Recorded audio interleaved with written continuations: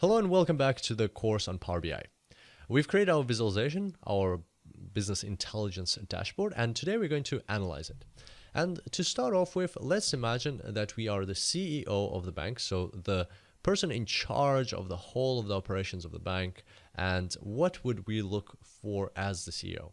Well, probably the CEO would be interested in finding some observations or some anomalies that would help him, or some trends even, that would help him serve the customers of the bank better, right? So let's have a look and see what we can find right away. Well, first of all, we can see that the gender split is about 54% male to 46% female. So it's about nearly half-half, but a little bit more on the male side. Then we've got an interesting thing here. We've got the highest bins for our population, or for our age groups, is 30 to 35 years old, or actually 30 to 35 and 35 to 40 years old. So it's 30 to 40 years old. That's where predominantly all of our population of the bank is sitting. And so in total, that is 40% of our population is there. And that is interesting. It, from my experience, is a bit, so it is kind of like normal, but it's there's a few options that could happen. Like, for instance, you could have 25 to 35. So you would have these two, right? If you had a younger demographic, you'd rarely have predominantly people in these age groups, or predominantly in the more mature age groups. You would likely have, it usually is kind of like a normal distribution, but it can be a bit more skewed this way, so a bit more skewed to the right, and then the top part would be more to the left, and that would be 25 to 35, or it could be skewed the other way. It could be like 35 to 45, or even 40 to 50. But in our case, so it is a bit of a younger age group, and it like the people, just imagine these are people that are quite mature in their careers, so they've already been in the workforce for, if it's 30 to 40 years old, so they've been in the workforce for at least 10 years, some up to 20 years. And what are they thinking of? So this is what the CEO would be thinking. He would be thinking, what do these people want? So they're starting to save up for people in this age group. They're starting to they're just at the stage where they've just purchased their home, or they are about to purchase their home or move into a bigger home, because people probably in this age group are still renting. So what do these people need? Well, maybe they need loans to purchase homes, or maybe they need insurance to insure their homes. Some of these people have already probably started families, and now they're looking to have children, and that means they're going to be spending money on school and so on. So that's what the CEO would be thinking, as opposed to people in these age groups who are already starting to transition into retirement, who are thinking about how to create a secure future for themselves, and they're less they've got other things on their mind. And people in these age groups, they've got things like student loans and rent, and maybe getting a loan for a car, those type of things in mind. So as the CEO, would probably click on these two bars, hold down Control, and what do we see here? We see that the age, the gender group has changed, right? So previously it was mostly male. Now it's actually closer to 50-50. So, but the fact of the matter is that it actually changed. So that, what does that tell us? That tells us that this skew in mostly male to female is actually happening elsewhere. And if they change here, that means that this age group, we should, we should create offers that are tailored. Maybe some offers are tailored to male customers, some offers are tailored to female customers. Whereas now if we explore the other age groups, right? So if we hold down Control here, you'll see in the older demographic, we've got predominantly male customers. And that's also interesting because that's not a given, right? So generally in the population of the UK, you would expect that it's about a 50-50 split. And that means there's some sort of preference, some sort of bias, and you would be interested in, why are our customers predominantly male? Are we not tapping in enough to the whole market of the country? Maybe our products are not compelling enough for female customers to be interested in them. And so that would be like a red flag. On one hand, yes, it might be a good thing. Maybe they've come up with a product that is very appealing to men, but at the same time, they need to, there's this other part of this market that they're not leveraging, and maybe they need to change something about the operation. So it could be both a strength and a weakness, and he would need to explore that further to find out. So as you can see, as we go further, even like in the 60s in this demographic, it's a huge difference, right? So why would that be? What else would he be interested in? So he would probably look at other things like blue collar. Well, fair enough, right? So mostly male in the blue collar profession. White collar, interesting. And the demographics. So like you just click around and have a look. So I'll leave that to you to explore these remaining charts as a CEO and see what you can find.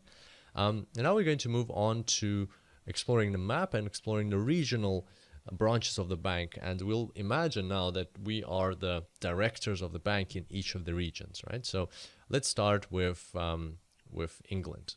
Let's say we're the director of the bank in England. What can we see here? So an interesting way is to always like kind of compare what you see in the overall region. So you can see 30 to 40. So that's in England. So in the overall region, you can see 30 to 40, 54 to 46. And here, what you can see is white collar right away is huge, right? So overall, in the whole of the UK, white collar is about 50% or 48%. If you click on England, white collar becomes 70%. And probably that has something to do with the fact that, you know, London is the main economical hub of Europe, and there's a lot of white collar jobs there, and probably something like that, right? So maybe that's not a surprise to the director. Maybe it is. Maybe they would be interested in something. What else could they see here? Well, in the overall bank, in the overall population of the bank, you can see that the distribution of balance just drops off nicely gradually.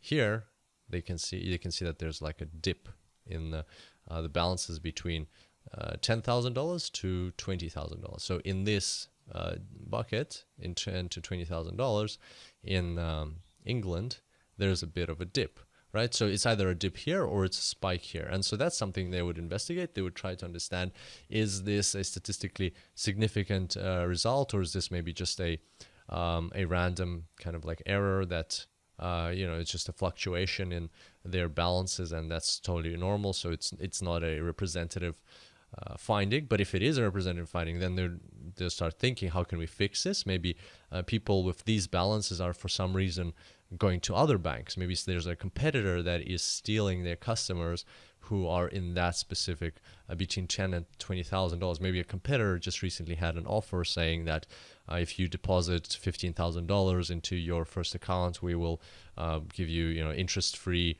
loan for 5 years or something like that, and they would explore that. So that might be a signal. What about this 15%? So why is it higher than the 14%? Is that just is it how it's supposed to be? Is it the normal drop-off? Well, it doesn't look like it, because 15% and the next one is 12 and then 10. So it looks a bit high. So maybe they're doing something right for these people with these balances. So why are they coming to this bank? And continue doing that thing that they're doing right, and just understand what it is. So then he would also look at the other things. Let's have a look at some other places. So Wales.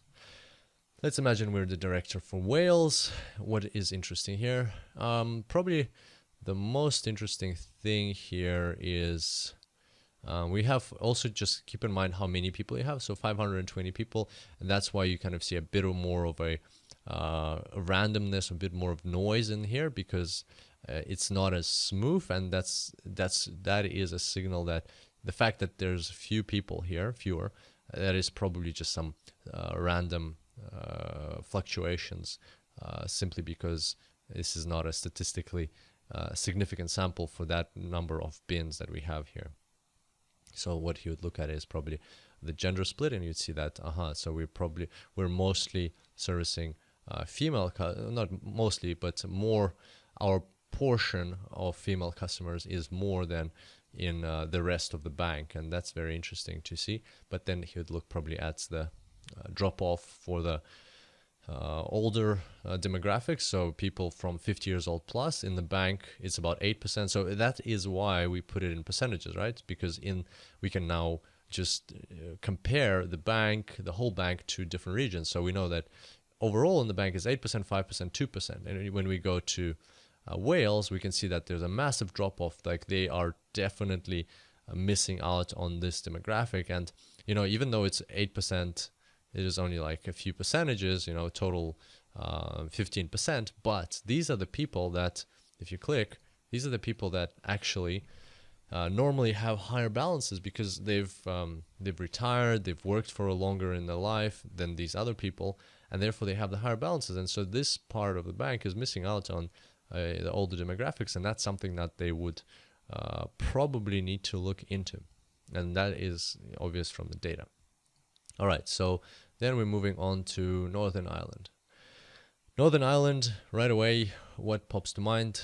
The demographic split, right? So we've got the gender split. We've got 26% only male and 74% female, right? So a very interesting observation.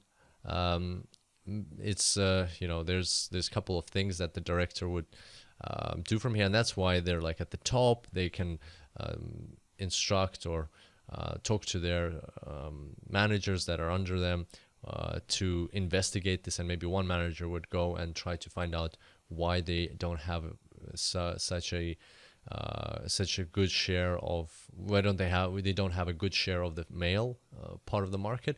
Maybe another manager would go and investigate how they can leverage this advantage that they have, right? So maybe this is a good thing. Maybe they somehow their products are attractive to female customers, and now they need to keep building that momentum and leveraging it and releasing more products. So they would be able to find out more information there, and it looks like it's a younger demographic as well. So it's from about 25 to 35 years old. So maybe, and given that it's mostly female customers, maybe they would start creating products around insurance for when you're buying a home, because these are people probably that are looking to start families, about products such as things for children, and loans for buying homes, and maybe for getting cars and so on, like big cars for families, and like different products that would be tailored to this demographic. And finally, Scotland. So here we can see that a different picture, right? So distribution by age is very different. We've got the older demographic. We've got 45 to 55 mostly. So that comprises about 50% of this part of this region, and mostly male and blue collar. So you can tell right away this is completely different playing field, right? If in Ireland we would be selling insurances around buying a home and home loans, and maybe cars for families, and things that would be, or different loans that would be relevant to people who are starting a family. Here we'd be selling other things. We'd be selling insurance. We might be even selling the same insurance, but positioning it differently. We might be saying that so we've got this insurance product that will help you not start a family, but look after your family, right? So we're assuming that these people already have a family, that they have a home, that they want to protect the people they love, and so on. So you would market it, even if you don't create a different product, you would market your existing product differently to these people. And like a lot of the time it sounds like a bad thing, right? You might think of it as you're taking advantage of people, you're selling to them, you're leveraging their demographic situation and who they are to sell to them and make more money. Well, it's actually, if you think about it, it's a good thing that if you've got a good product, right? If it's a good insurance product and you want to convey it to people and explain what it is, well, it is better if you talk their language, right? If a person is in a life situation where they are thinking about starting a family, then why would you try to sell them an insurance product that is more tailored to the older demographic, right? So it's actually, as long as you have a good product and you have good intentions, then it is in the customer's interest as well for you to tailor that product or the way you present that product to their situation. So it's easier for them to understand what benefits they will get out of it. So this whole exercise is not just for the bank to make more money. Yes, it is a bank. Yes, they are in it for to make money. But we live in a very competitive world, and unless they have a very good product, they're going to go out of business. So at the end of the day, it is a win-win situation where, well, it should be a win-win situation where both the bank gets an opportunity to make money and further invest into their research and development and their products and their services. And at the same time, the people that are being marketed to, they get the right products that are tailored to them, that give them exactly what they need at their stage of life. So there we go. That's how the director of Scotland probably would analyze this part of the dashboard. So hopefully that gives a good overview of what we've created here. As you can see, it's quite a powerful visualization, quite a powerful dashboard, and a lot of executives in a bank, in this particular bank, could get some valuable insights out of here and therefore come up with certain actions to either fix problem areas or leverage those strengths that they have. I hope you enjoyed today's tutorial, and I look forward to seeing you next time. Until then, happy analyzing.